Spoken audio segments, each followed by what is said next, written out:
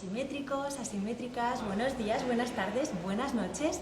Bienvenidos a un club más, a un club de lectura más. Ya sabéis que hoy no es miércoles, hoy estamos en un sitio distinto. Ya sabéis que el club a veces, se nos va de las manos y hoy nos hemos venido otra vez a Centro Cibeles, perdón. Vamos a ver la exposición Elogio de lo Cursi con su comisario Sergio Rubira, que le tengo ahí detrás haciendo ahora mismo de cameraman, pero enseguida le doy paso, que él es quien nos tiene que explicar. Así que Sergio, yo creo que adelante, pasa tú al espacio principal. Muchísimas gracias, Sergio, por estar con nosotros y por contarnos esta maravillosa exposición. Cuéntanos. Buenos días y nada, muchas gracias a vosotros también por la invitación. Y nada, la exposición es una exposición que trata sobre lo cursi o el concepto de lo cursi. También el objetivo era recuperar este concepto, que es un concepto estético, como un concepto o una posibilidad de análisis, sobre todo de la cultura visual y material del siglo XIX y de principios del XX en España, aunque se podría aplicar también, ¿no?, en otras épocas. Y él partió realmente de la invitación de la directora de Centro, de Julieta Esperanza.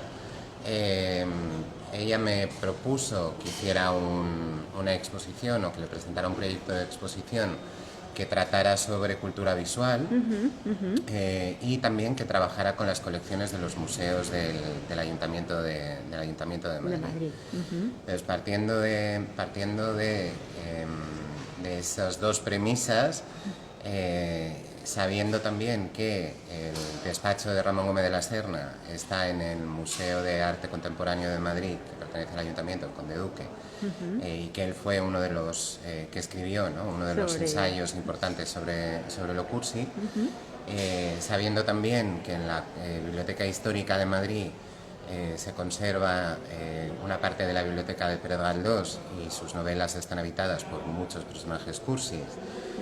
Y conociendo un poco la colección del Museo de Historia, pues decidí hablar con Julieta y plantearle un proyecto que tuviera que ver con la cultura de la cursilería en España, ¿no? Que yo creo que es un término, además es un término que es necesario, yo creo que recuperar, ¿no?, como posibilidad de análisis, pues desde las obras de arte, o muchas obras de arte españolas del siglo XIX, también, ¿no?, objetos decorativos del siglo XIX, y otro tipo de imágenes más masificadas.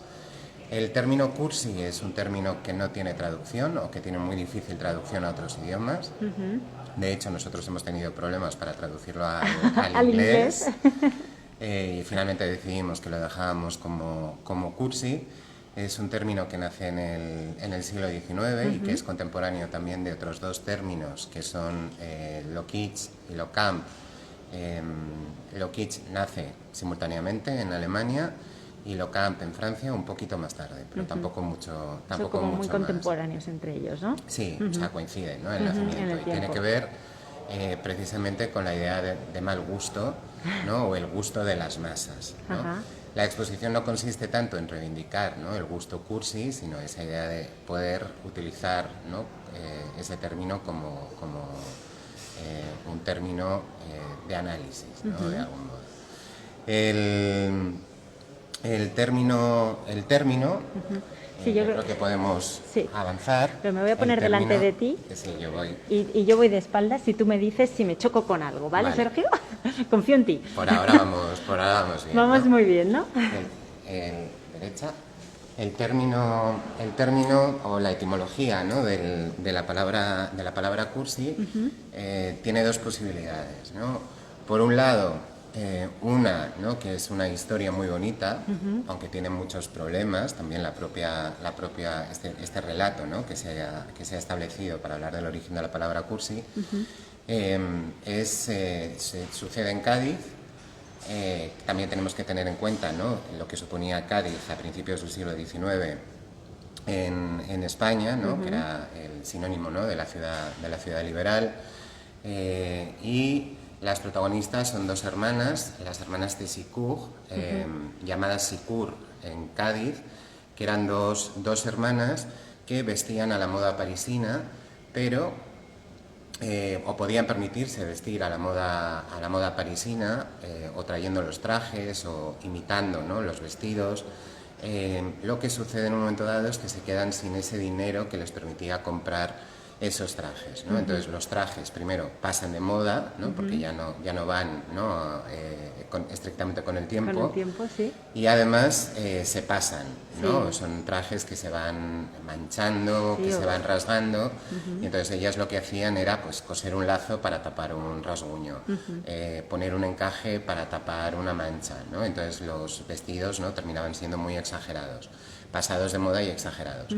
Ellas paseaban, ¿no?, por Cádiz, y entonces los jóvenes gaditanos empezaron a gritarlas sicur, sicur, sicur, y por repetición todo eso, ¿no?, que tenía que ver con un aspecto ridículo terminó, ¿no?, llamándose cursi, ¿no? Eso que es de algún modo aspiracional, ¿no?, esa idea de querer ser elegante, pero finalmente, ¿no?, o refinado, pero finalmente no lograrlo o no llegar a ello por exageración, pues se cuenta, ¿no?, que esta es una de las posibilidades.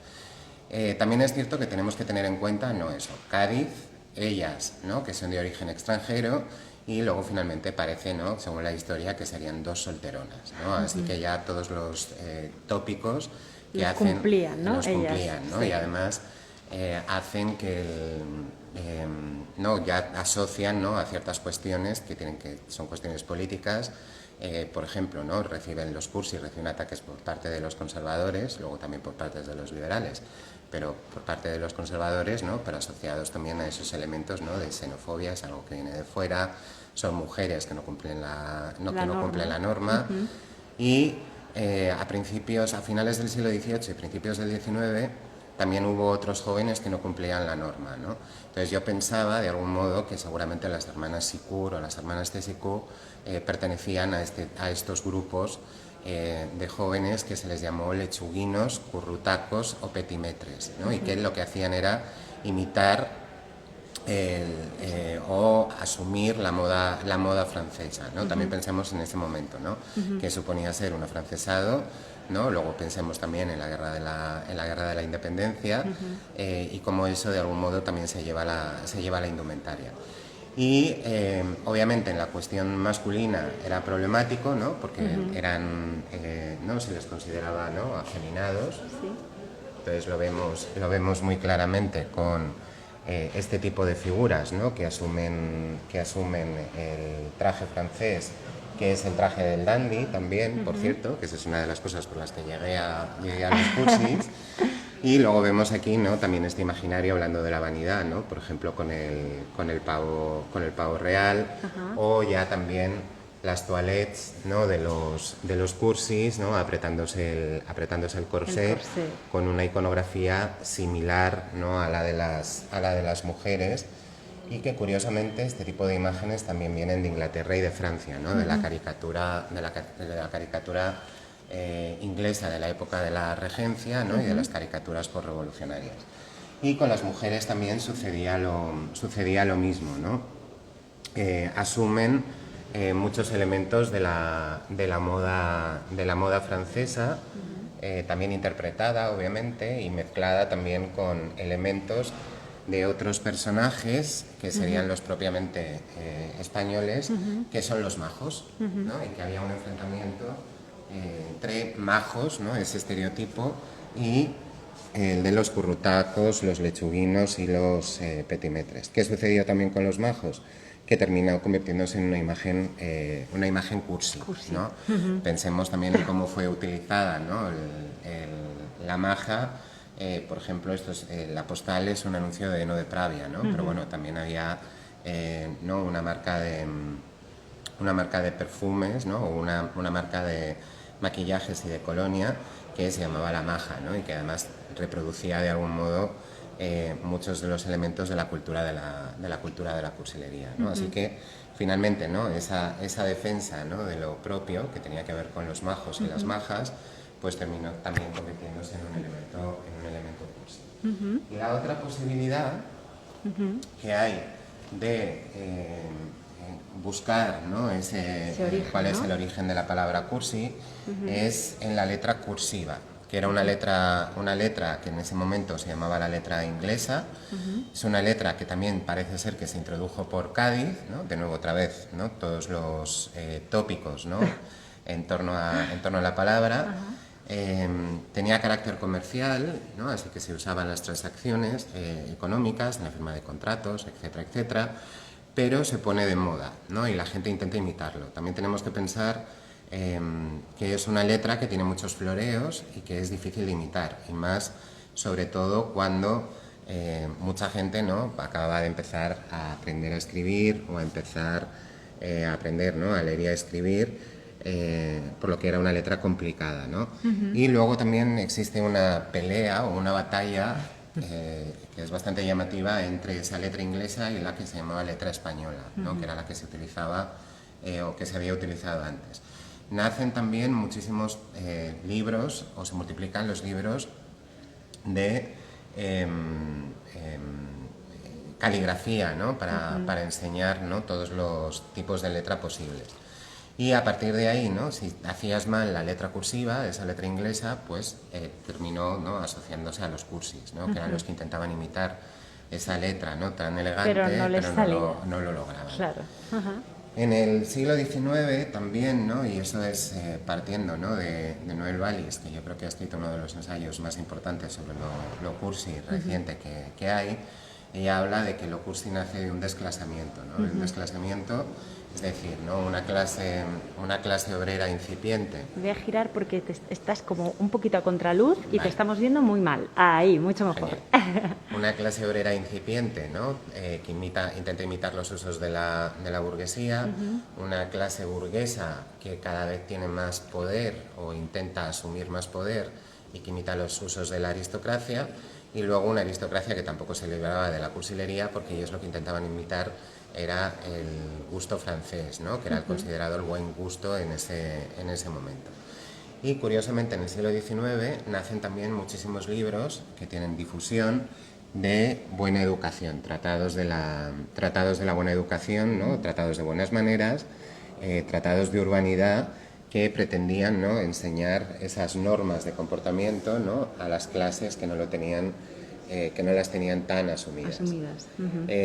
Lo curioso es, claro, ¿no? Luego lo que sucedía es que se criticaba, ¿no? A esa gente que finalmente, ¿no?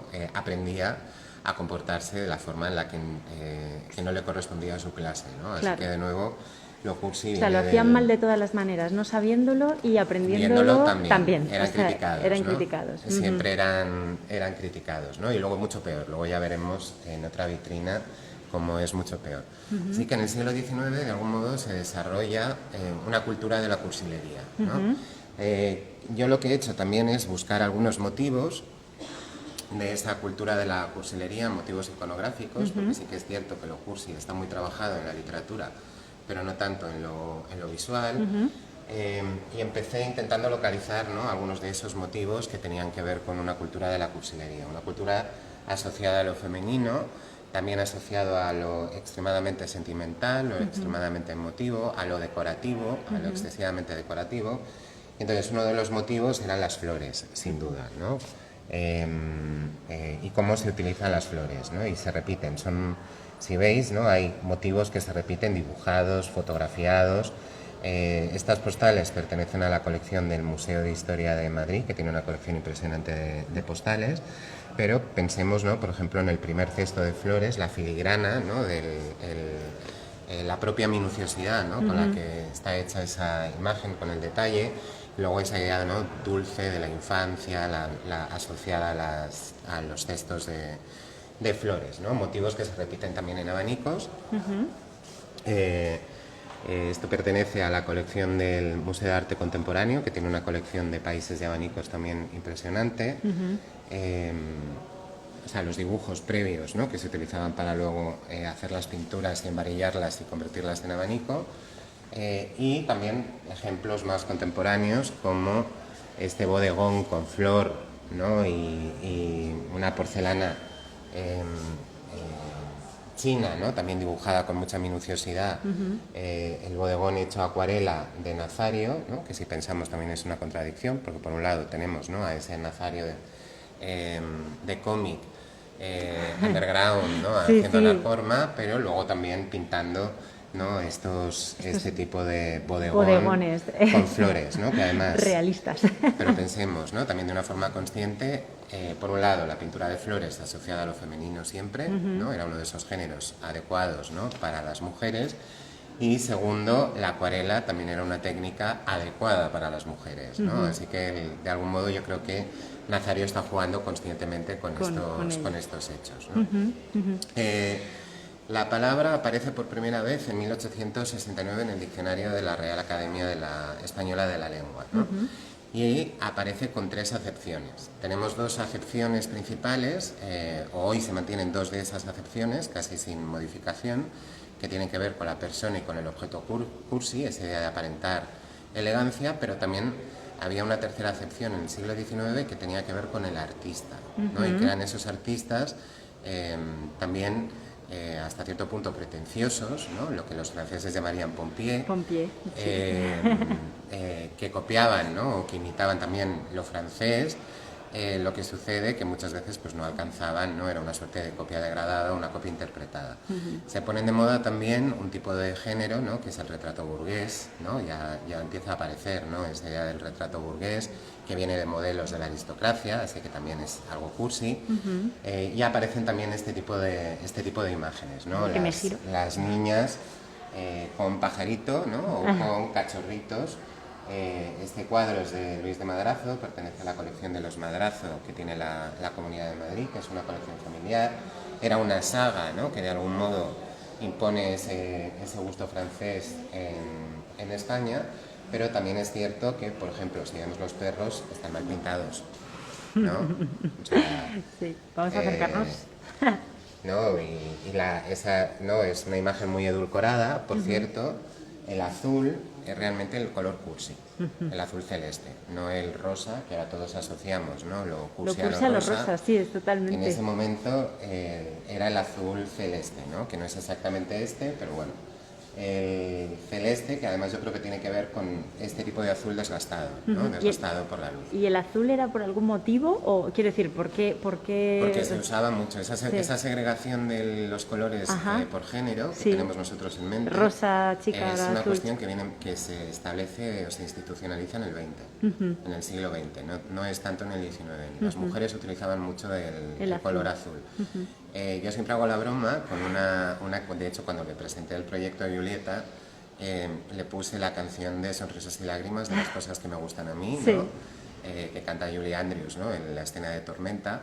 Y una de las cosas que, bueno, son todo ejemplos de cursi, ¿no? De cursilería, aunque la película es extranjera, pero nosotros lo asumimos como cursi. Total. Son las chicas vestidas de blanco con el lazo azul. Con el lazo azul, ¿no? es verdad. Se ponen de moda. El azul es un color que vestían las mujeres en el siglo XIX con bastante normalidad, ¿no? Aquí lo vemos repetido, ¿no? En el otro cuadro de Luis de Madrazo lo vemos repetido. El azul, ¿no? Esta vez en el traje, ¿no? Que ya va vestida de blanco, que habla de la inocencia, obviamente, pero lo vemos en el fondo, ¿no? Y además con la imagen de la tórtola, que también habla de inocencia. Este retrato realmente rehace otro cuadro que hizo José de Madrazo, el padre de la dinastía, de la reina Isabel II, también con tórtola, ¿no? Y que también pertenece a la colección de los Madrazo, de hecho, ¿no? Así que de algún modo estaban estableciendo, ¿no? Imitando ¿no? Un tipo de iconografía asociado a otras cosas, ¿no? Aunque la imagen de la niña con pájaro es bastante tradicional, ¿no? Pero es esa cierta idea de pretenciosidad. Animales, ¿no? Cachorritos, ya hemos visto hemos visto las flores, hemos visto los cachorritos, los animales. Los animales, y aquí tenemos ya más cachorritos, ¿no? Por supuesto. Que también tiene que ver con esa idea, ¿no? Hipersentimental, emotiva, edulcorada, con este tipo de imágenes, ¿no? Que circularon pues desde postales a otro tipo de, pues no, a esa idea de alta y baja cultura, ¿no? Si seguimos con esa separación, que yo creo que ya no tiene tanto sentido. pues ese tipo de imágenes circulaban, ¿no? Y obviamente nos remiten a imágenes mucho más contemporáneas, ¿no? Por esos gatitos o esos perritos que se han hecho virales en las redes sociales, ¿no? Pero que en el siglo XIX también habitaban abanicos, ¿no? Siglo XIX y principios del XX habitaban abanicos, ¿no? Como este otro abanico del Museo de Arte Contemporáneo de Madrid, o ya los niños con los perritos, ¿no? Jugando, o el perrito malo, ¿no? Enfermo al lado de una niña, ¿no? Y obviamente también con flores, ¿no? Bueno, Con claro, asociados las a flores no pueden faltar, que no falte la flor. Como recurso estético, ¿no? O decorativo. Luego tenemos también, ¿no? Los gatitos en otro tipo de soportes, ¿no? Como son unas polveras. Yo recuerdo que hasta hace relativamente poco también había un meme que era un gatito jugando con una mariposa. Y luego también en pastilleros, gatito, ¿no? Intentando salir de la cesta. O en ese tipo de figuritas de figuras de porcelana en la que el gato se convierte casi en el centro, ¿no? de atención, sí. Y es un tipo de figurita que está mal pintada realmente, Sí, ¿no? Es una figura de calidad. Y eso me recordaba a Miau, ¿no? La novela de Pérez Galdós, con las dos hermanas protagonistas, a las que llaman las Miau, precisamente porque recuerdan a dos gatitos de porcelana, ¿no? Esos gatitos que tenía la gente en su casa, ¿no? Y que estaban en todas las casas como decoración, ¿no? Y también la propia consciencia, ¿no? De una de las hermanas que dice: yo soy cursi, me casaré con un cursi, tendré hijos cursis, ¿no? Todo cursi. Esa consciencia de lo cursi yo creo que se ve también muy bien en cómo lo utilizan, ¿no? Como recurso Costus, ¿no? En algunos de sus proyectos, pero sobre todo en este boceto, que es un boceto para un jarrón, en el que pues, asumen, ¿no? Esa iconografía del perrito, ¿no? Perrito con alas, con el lazo azul, sobre fondo rosa, ¿no? Flotando, como elemento decorativo, o sea, como un patrón decorativo que luego adorna un jarrón, y que yo creo que tenía que ver también con la idea de epatar, ¿no? Es decir, introducir un elemento considerado de mal gusto, exagerado, ¿no? Como parte también de su pintura, ¿no? Y aquí lo vemos llevado el boceto, ¿no? Al jarrón. Voy a darle la vuelta porque es muy curioso esto. Bueno, ahí lo veis el boceto y el jarrón de fondo, precioso. Muy bien. Más elementos que podríamos asociar a lo cursi, ¿no? Y que tienen que ver con la infancia, son los angelotes, los putis, con este tipo también de elementos decorativos, ¿no? Este espejo, que mi abuela tenía uno igual, pero en rosa. Ah, mira. O sea, pero ese es menos cursi en realidad, ¿no? Porque hemos dicho que el azul era realmente el cursi, ¿no? O sea, que este es ya lo máximo, sí, ¿no? El extremo. Y ella no pensaba que era un espejo muy bueno que venía de Alemania, ¿no? Y hablando con el Museo de Artes Decorativas, que es los que nos han prestado este espejo, él decía, no se sabe muy bien cuál es el origen, ¿no? de este tipo de porcelana, ¿no? Seguramente imita otro, ¿no? Pero bueno, me gustaba la idea de que fuera alemán, ¿no? Que también lo asocia a lo kitsch. Claro. Y luego la intrahistoria, ¿no? de la pieza, ¿no? Claro. O este baúl fabuloso, ¿no? En el que los niños, ¿no? Los bebotes, sujetan la pieza como si fueran una suerte de cariátides bastante particulares, ¿no? Sí. Luego también, ¿no? Todos los elementos, ¿no? Lleno de flores, ¿no? Con esa filigrana en la propia estructura de la pieza. Y seguimos, sí. Ahora nos toca andar un poquito hasta la siguiente, ¿no? Hablábamos de filigrana y hablábamos de lo decorativo, y releyendo a Pérez Galdós, yo creo que uno de los personajes cursis por excelencia en la literatura de Galdós es precisamente Rosalía Pipaón, ¿no? Que es la de Bringas. Y el libro, la novela comienza, o sea, la acción realmente, lo que sucede, comienza cuando el marido, ¿no? de Rosalía Pipaón decide hacer un regalo a su mentor que consiste en bordar un cuadro con cabello humano, ¿no? Realmente a la esposa, ¿no? de su mentor, ¿no? y borda un cuadro con cabello humano, ¿no? En ese momento, cuando él decide bordarlo, que es antes de la Revolución Gloriosa, antes de 1868, ya había pasado de moda, no era algo que estuviera de moda. Y lo que sucede es que ese trabajo tan minucioso provoca que él se quede ciego, y a partir de ahí ella toma el control de la economía familiar. ¿Qué sucede?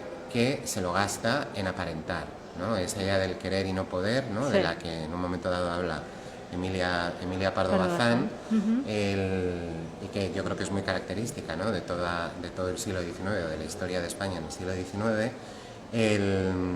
Ella empieza a controlar, ¿no? Por un lado, tiene agencia, es decir, es una mujer que toma decisiones, lo que pasa que hay decisiones que podríamos pensar equivocadas, ¿no?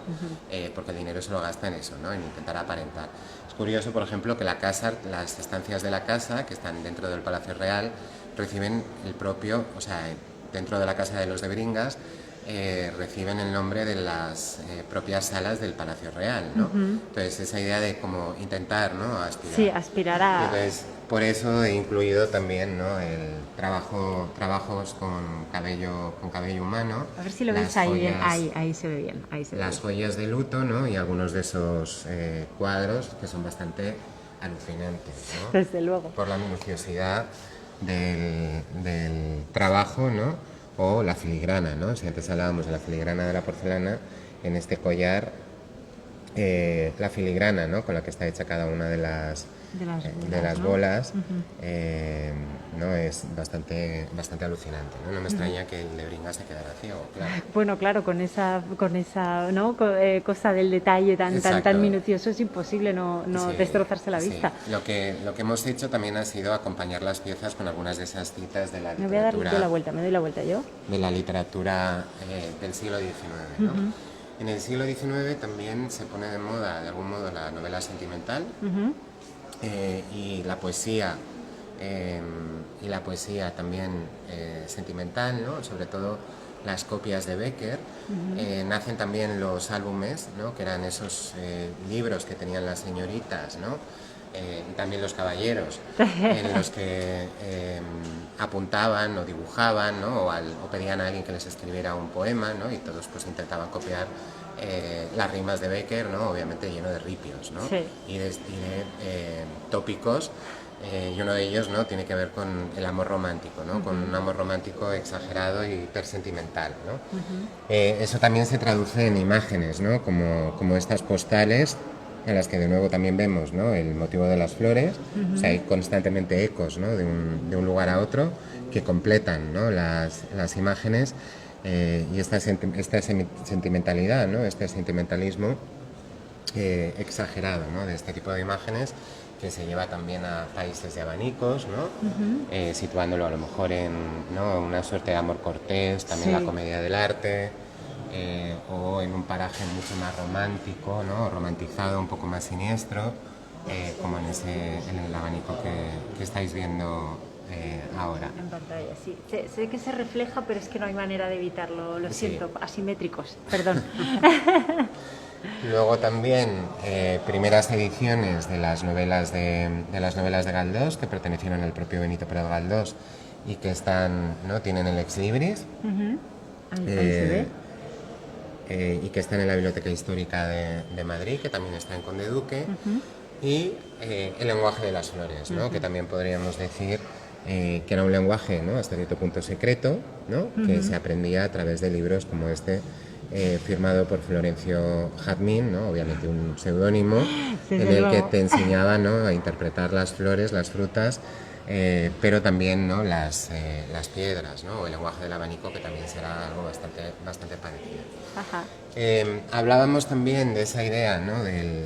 Lo que sucede con Rosalía Pipaón, ¿no? Es que en principio se prostituye para lograr cubrir las deudas, ¿no? en las que ella se ha metido, ¿no? Para intentar aparentar, y ese tipo de historia, ¿no? ese juicio moral sobre las mujeres cursis es algo que también se repite en otros lugares, ¿no? En esta vitrina de algún modo, ¿no? Se ha intentado reconstruir esa historia, ¿no? Las modistillas, ¿no? Que intentaban imitar o copiar, ¿no? La moda francesa, que de algún modo aprendían, ¿no? Los modales a través de sus libros, como hemos visto antes, y que aquí se repiten, pero cuidado con el exceso, ¿no? Esta era la advertencia, porque podían terminar cayendo, ¿no? Y por eso en el cuento semanal, pues es como caen las niñas cursis, ¿no? Claro. Los cursis también no solo están en Pérez Galdós, sino que aparecen también en otras dos obras de teatro importantes. Por un lado, Doña Rosita la soltera o El lenguaje de las flores, de García Lorca, en el que la protagonista es un poco cursi, ¿no? También, ¿no? Esa mujer que cree en el amor romántico, ¿no? Y finalmente, ¿no? Parece que se va a quedar soltera. Y también en otros de los protagonistas, que son las dos hermanas, que directamente aluden a las hermanas Sicur del principio. Del principio que comentábamos. O Lo cursi de Jacinto Benavente, en el que también, ¿no? Se habla, ¿no? Del problema que supone la aparición, ¿no? De la cursilería, ¿no? Uno de los protagonistas habla, ¿no? De la cursilería y dice que la cursilería en el fondo se define como una negación, ¿no? Es decir, no es ni una cosa ni otra, ¿no? Que eso también me parece muy interesante, ¿no? Esa idea de que no se sabe muy bien qué es lo cursi, porque es una doble negación, ¿no? Está entre lo vulgar y lo elegante. Exacto, sí, porque pretende ser, la vocación es de ser elegante, sí. Pero se te va de las manos, ¿no? Efectivamente, ser elegante, ser sofisticado, ¿no? Pero llega un punto en el que sobrepasas los límites, ¿no? Y lo que llegas es al mal gusto, ¿no? Claro. Tenemos que pensar, ¿no? Que en el siglo XIX también se está produciendo un desarrollo, ¿no? de las ciudades. También están cambiando los usos de habitación, o cómo se habitan, ¿no? Las casas, y también las nuevas necesidades que surgen, ¿no? Si pensamos, ¿no? En la decoración, ¿no? Las casas antes vivía toda la familia, no era necesario, o vivían las familias completas, ¿no? No era necesario tampoco que estuvieran hiperdecoradas. La forma de habitar cambia, ¿no? Empiezan a surgir los pisos, ya no son casas. Muchas familias conviven en un solo edificio, necesitan ya tener lugares de representación y empiezan a imitar, ¿no? O intentar convertir esos pisos en palacios, ¿no? De algún modo. Y se ponen de moda o se recuperan estilos que no se habían visto antes, ¿no? Como el rococó, ¿no? ¿No? Hay un periodo neorrococó de algún modo. Y se recupera el estilo Luis XVI, imitando Versalles, ¿no? Pero era esa idea de intentar convertir las casas en palacios. Pero claro, son piezas de poca calidad, ¿no? Hechas con maderas de poca calidad. O, por ejemplo, los dorados son pintados, no son de pan de oro. No es pan de oro, no, estilo. Son piezas de muy mala calidad, ¿no? Y aquí tenemos algunos ejemplos de los 50. Esto sucede, ¿no? Durante el siglo XX, y yo creo que incluso hoy sigue repitiéndose, ¿no? Aquí tenemos un aparador, ¿no? de los años 50. No se sabe bien cuál es el fabricante, pero podría ser, ¿no? Una fábrica como la de los Certales, ¿no? Que fabricaba este tipo de muebles durante la posguerra, y que realmente hoy los puedes encontrar en Wallapop, ¿no? En este caso nos lo ha dejado el Museo de Artes Decorativas, ¿no? Lo hemos tenido que proteger incluso con catenaria, pero luego veremos otros muebles que se pueden usar y que también son neorrococós, ¿no? Aquí tenemos otro aparador también neorrococó, aunque las pinturas realmente imitan un estilo italiano, así que también la fantasía de lo que era rococó y lo que no. No se tenía muy claro, ¿no? No se tenía muy claro, ¿no? Eso también es divertido, ¿no? Sí. O el tipo de figuras, ¿no? Que también ayudaban a decorar. Si antes hemos visto gatitos o hemos visto también parejas románticas, ¿no? En este caso lo que vemos son escenas galantes, como la que tenemos a la derecha, también con niño, flores, ¿no? También lo tiene todo, ¿no? Y rococó, no sé, ¿no? Si, no llego a alcanzar a ver si hay un gatito, pero es no, que yo no creo hay que gatito. No hay gatito, pero yo creo pero que es lo casi, único que le falta, ¿no? podría haberlo, ¿no? O esa otra figura, ¿no? Del el hombre, ¿no?, vestido a la moda francesa, ¿no?, del siglo XVIII, también muy estilizado, ¿no?, como corresponde por la fecha, porque ya es de principios del XX, que, ¿no?, pues se pone de moda el neorrococó. O aquí tenemos algunas imágenes de comerciales que se utilizaban para vender muebles, en realidad, y que, pues nada, reproducen, ¿no?, ese estilo versallesco, ¿no?, entre imperio en algunos momentos, o, pues eso, directamente una copia particular o extraña, degradada, de esos muebles, ¿no?, que adornaban los palacios franceses y españoles del siglo XVIII, ¿no? Pensemos también en los Borbones, ¿no?, que llegan a España en el siglo XVIII, en pleno periodo rococó. Hablando de salones, ¿no?, y de decoraciones, a finales del XIX se publica un libro, fantástico el libro, porque tiene fotos de Franzen, sobre los salones de la aristocracia en Madrid, ¿no?, literalmente las casas de la aristocracia en Madrid. Se llaman los salones, y los salones no eran solo los lugares, ¿no?, en los que recibía la aristocracia, sino que se llamaban salones también a las columnas de cotilleo de los periódicos de la época. Esas columnas en las que se describían las casas, los trajes, y está prologado por Emilia Pardo Bazán, que no olvidemos que era condesa, ¿no?, también. Lo llamativo es que unos años antes de que se publicara estos salones en los que ella participa y deja que se fotografíe su casa de Madrid, que está aquí, ¿no?, ya preparada, ¿no?, para recibir, ¿no?, una cena de gala.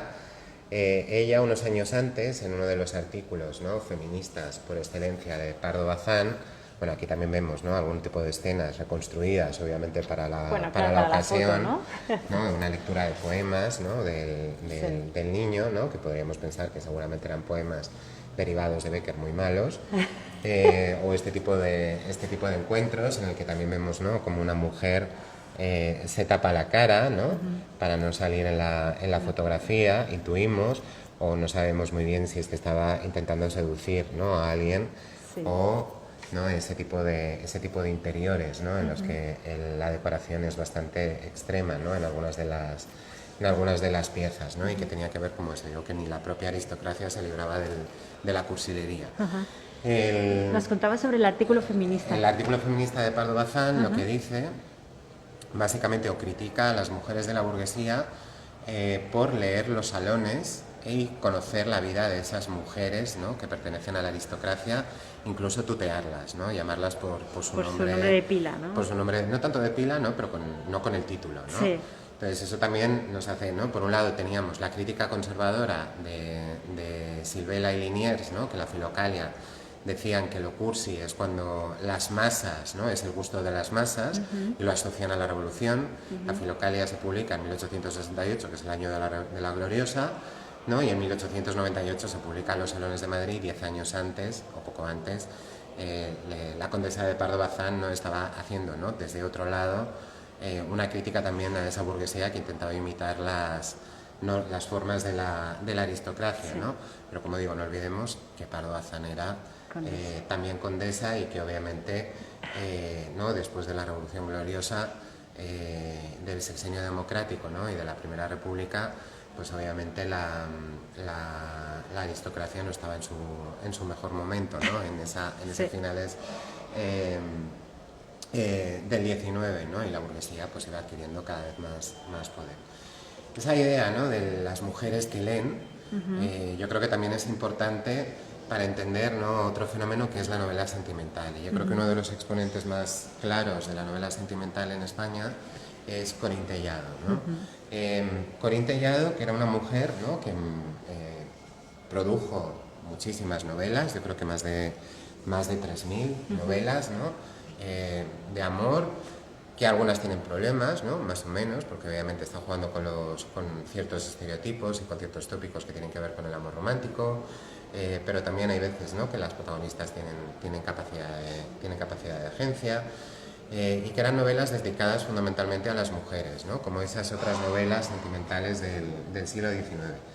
Y yo siempre me he preguntado si Corín Tellado no está en la historia de la literatura precisamente porque ella era mujer, ¿no?, porque además escribía bastante bien, aunque obviamente se repiten, ¿no?, algunos de los motivos, porque está hiperproducida, y también por el público al que estaba destinado, ¿no? Así que también esa idea, ¿no? Intentar romper con esa idea de alta y baja cultura. Ajá. Y he seleccionado de hecho una cita en la que ella casi no habla de Dumas, sí. ¿no? Que también es un personaje que escribe novela de aventuras, no sentimental, pero novelas de aventuras que también, ¿no? Se publicaban en forma de folletín, ¿no? Y que también eran populares, ¿no?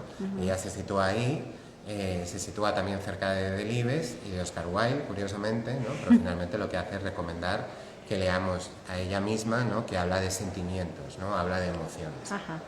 Así que también esa idea, ¿no? De cómo llega o cómo también llega ese sentimentalismo, ¿no? De la novela romántica al siglo XX. Y para terminar, ¿no? Una figura que es central, también de algún modo, ¿no? Habla o recupera la idea de lo cursi, defiende la idea de lo cursi por su humanidad, ¿no? Precisamente también, ¿no? Por esa idea de que es muy humano, ¿no? Porque habla de emociones y habla de sentimientos, como Corín Tellado nos decía que eran sus novelas. Ramón Gómez de la Serna, ¿no? Que escribe uno de los ensayos en defensa de lo cursi fundamentales, ¿no? Frente a otro tipo de críticas, ¿no? Como las de Ortega y Gasset a ese gusto masificado, ¿no? Él también distingue, y también ahí hay algo interesante, entre lo cursi bueno y lo cursi malo, pero que fundamentalmente no termina de saberse muy bien qué es lo cursi bueno y qué es lo cursi malo, según Ramón, porque realmente depende mucho del uso que se le dé, ¿no? Yo creo que también es un libro, es un ensayito, ¿no? Que aparece en los 30, se estaban desarrollando los fascismos también se pueden asociar a lo cursi, ¿no? Y ahí estaría lo cursi malo, podríamos decir, o a una masificación, ¿no? Absoluta, también, ¿no? Que podría ser lo cursi malo, o incluso algunas vanguardias, ¿no? Esas vanguardias deshumanizadas a las que se enfrentaría lo cursi bueno, ¿no? Entonces por eso yo creo que reivindica lo cursi. Una de las artistas que él defiende mucho y que de algún modo asocia elementos, ¿no? Que aparecen en el ensayo vinculados a lo cursi es Nora Borges, ¿no? Que perteneció a ese grupo, ¿no? De los ultraístas, ¿no? Madrileños. Estaba casada con Guillermo de Torre. Ilustró, ¿no? Muchísimos libros vinculados al ultraísmo, ¿no? Gómez de la Serna también le dedica un ensayo. Gómez de la Serna también era un acumulador o era un coleccionista. Le encantaba hurgar en los rastros, ¿no? Donde encontraba objetos, algunos cursis y algunos no tanto. Lo que hemos hecho, ¿no? Ha sido recuperar dos de esos libros de Gómez de la Serna, ¿no? Lo cursi y otros ensayos, y el del rastro, ¿no? El que dedica también a esa fascinación por esos objetos que están, ¿no? A los que se encuentra, ¿no? en el rastro. Y también hemos seleccionado algunos objetos que están en su despacho, ¿no? En la reconstrucción que se ha hecho de su despacho en Buenos Aires, en el Museo de Arte Contemporáneo de Madrid, ¿no? Como es ese hombre con levita, recuperando, ¿no? Elementos que ya habíamos visto antes, este centro de flores o este pajarito, ¿no? Que nos lleva también a los retratos de Madrazo y que canta, ¿no? Esta figurita, este autómata. Elementos, ¿no? Que remiten también a lo barroco, porque él dice que realmente el origen de lo cursi está en lo barroco. Lo barroco también es muy español, con esos dos angelitos, ¿no? Llorando, esos dos putti, angelotes, o con esta cornucopia, ¿no? Hecha de cerámica en un amarillo que, ¿no? Intenta imitar el dorado, pero obviamente no llega. No se parece. No llega, yo creo ¿no? que no, ¿verdad? No, que es un florero o un gatito también, ¿no? O un gatote, más bien, por el tamaño, ¿no? Que también estaba en el despacho de Gómez de la Serna, o elementos también, ¿no? Que remiten,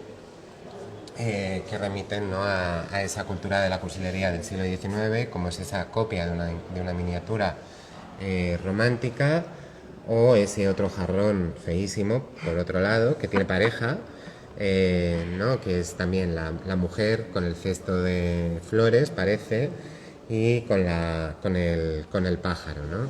Y luego esta mano, ¿no? Que realmente es un jarrón, pero que se convierte en mano con un ramo, Mano ¿no? con una flor, sí. Con un ramo, ¿no? Y que yo he encontrado uno, en Zamora lo encontré y un amigo me lo ha comprado, así que ahora yo también tengo una cosa cursi ¡Qué bien! en mi colección. Oye, pues qué suerte. Yo voy a traer algo cursi a mi casa de alguna cosa de estas porque son maravillosas, ¿no? Sí. Tienen Y bueno, y luego historia. trabajando con Pedro Pitarch y con José Duarte. Pedro Ajá. se ha ocupado de la arquitectura de la exposición Ajá. y José de la gráfica, del diseño gráfico. Ajá. Hemos partido también del lugar en el que se ubica la exposición, el Centro, que es un edificio de Antonio de Palacios, cursi en sí mismo, ¿no? Porque copia elementos de la secesión vienesa, de Otto Wagner, ¿no? Como pueden ser las barandillas o la propia planta, ¿no? Que vienen de la oficina de correos que hace Wagner, pero le añade toda una decoración extra que tiene que ver con lo neoplateresco, con el estilo manuelino, ¿no? Añadida, ¿no? A esa idea de lo moderno, ¿no? De la arquitectura, que es la base de la arquitectura del movimiento moderno, que pensaríamos que es la más elegante. Entonces lo que ha hecho Pedro es coger, ¿no? A la arquitectura de Mies van der Rohe, ¿no? Uno de los, ¿no? de los arquitectos del movimiento moderno, y convertirla en cursi, ¿no? Cogiendo elementos o recursos del pabellón Barcelona, ¿no? Ha reconstruido, ¿no? Los bloques, que es donde van las vitrinas, o ha utilizado las cortinas, ¿no? que tienen que ver con Lili Reich, ¿no? También, para hacer, ¿no? La ambientación de la exposición,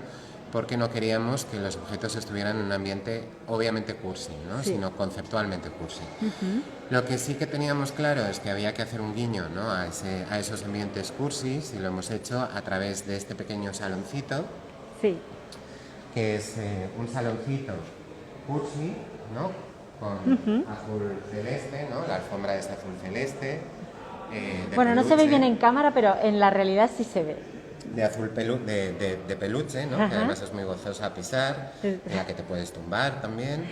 Y hemos utilizado muebles Luis XVI, ¿no? Que intentan copiar esos modelos Luis XVI encontrados en Wallapop también, ¿no? Como un contraste que habla del uso que se da a los objetos, ¿no? También, qué tipo de uso o qué significan los objetos, ¿no? Y en este saloncito cursi pues puedes sentarte, ¿no? Si quieres, a leer algunos de los libros de la literatura cursi, ¿no? Como Miau de Pérez Galdós, o las ilusiones del doctor Faustino, ¿no? de Juan Valera, ¿no? En el que protagonista, pues eso, ¿no? Es también un cursi, ¿no? Mendizábal, ¿no? Que también te sitúa en la época, o El escándalo de Pedro Antonio de Alarcón. ¿Nos podemos sentar, Sergio? Sí, se puede. Podemos sentarnos. Sí, yo creo que nos vamos a sentar para despedir la visita. Se puede utilizar, ¿no? en este que también tiene todo, ¿no? Las flores, el dorado, pero todo muy, muy malo, ¿no? Y también, ¿no? Bueno, Sergio, ha sido una visita maravillosa a este mundo, ¿no? De lo cursi, que yo creo que nos hemos quizá alejado un poco, pero también ha vuelto a aparecer, como decías tú antes, ¿no? En lo contemporáneo, en las redes sociales, o sea, que no lo hemos perdido tanto. Sigue con nosotros. Yo siempre digo que uno de los ejemplos más claros de que la cultura de la cursilería sigue existiendo es los cupcakes. Totalmente, ¿No? tienes Porque razón. son magdalenas disfrazadas con lazo, ¿no? De algún modo, ¿no? Y muchas veces literalmente con lazo, le ponen un lazo encima. ¿no? De esa pasta de azúcar, que además tampoco está muy buena, ¿no? Sí, así que y sobre todo pica los dientes, así que por Dios, no os la comáis. Y luego también, ¿no? También esa idea también es interesante, ¿no? Sería interesante trabajar con los tres conceptos, ¿no? Cursi, kitsch y camp, y cómo se diferencian, ¿no? Y yo también intento, aunque son términos que se rozan, que están muy próximos y que yo creo que incluso conviven, ¿no? Una cosa puede ser cursi, puede ser kitsch, puede ser camp, o puede ser las tres cosas, ¿no? Yo siempre intento poner un ejemplo, ¿no? Que tiene también que ver con una imagen, que es la imagen de la flamenca, Ajá. De la sevillana.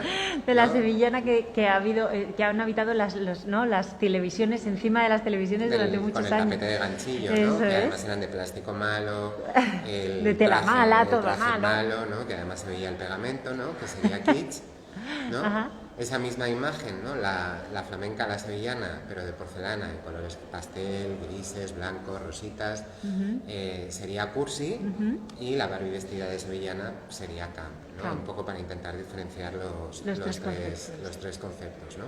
Aunque, como digo, son conceptos que están muy próximos, ¿no? Que se rozan o que incluso A veces se conviven, pueden hasta confundir, ¿no? Y Sí, convivir sí, sí. en un mismo objeto. También ¿no? depende del uso que se le dé, ¿no? O sea, del uso que tú le des a esos objetos, ¿no? Puedes tener también, por ejemplo, un jarrón de sed original, pero depende, no es lo mismo tenerlo en un palacio, Claro. ¿no? Que aparezca encima de una chimenea en un palacio, que tenerlo, ¿no? en un aparador en tu casa, ¿no? O sea, que hay los usos, ¿no? también dan significado a los objetos. Y nada, pues muchísimas gracias. Joder, Sergio, muchísimas gracias por esta inmersión en Lo Cursi, en esta exposición Elogio de Lo Cursi en Centro Cibeles, en Madrid.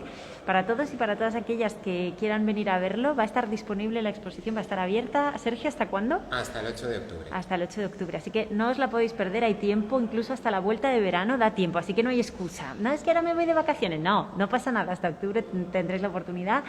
Yo quiero agradecerte a ti, Sergio, por habernos acompañado esta mañana y, por supuesto, a Centro, ¿no? Digamos que la cultura y las exposiciones formen parte de su programación, es maravilloso, ¿no? Así que gracias también a ellos y a ellas. Sergio, nada, pues nos vemos muy prontito, seguimos con más cursi, tienes más exposiciones también, ¿no? Sí, Pendientes. el próximo año, pero ya no tiene nada que ver. No tiene nada que ver, pero bueno, cursi. oye, igual podemos ir a verlas también contigo si te apetece. Pues muchísimas gracias, Sergio, nos despedimos. Chao, gracias, chao.